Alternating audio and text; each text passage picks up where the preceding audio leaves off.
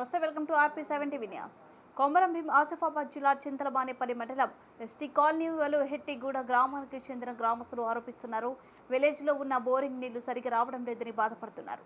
Machine Bhagiratha నీళ్లు జాడలేదు. 2 కిలోమీటర్ల నుండి వాగువంకల నుండి నీళ్లు తెచ్చుకునే పరిస్థితి ఏర్పడిందని గ్రామస్తులు ఆరోపిస్తున్నారు.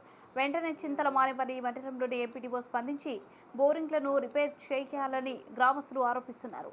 మరియు మిషన్ భగీరథ నీళ్లు ఇంటింటికి వచ్చే విధంగా మిషన్ భగీరథ అధికారులు స్పందించాలని ఎస్టీ కాలనీ వాసులు ఆరోపిస్తున్నారు.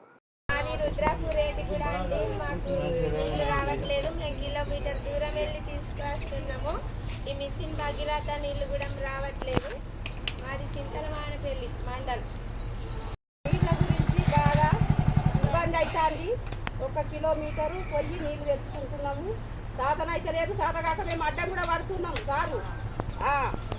మాది మండలం మానేపల్లి రుద్రపూర్ ఏటిగూడెం మాది. పేరు అన్నం రాజక్క. మిషన్ భగీరథ నీళ్ళు వస్తలేవని చెప్పు.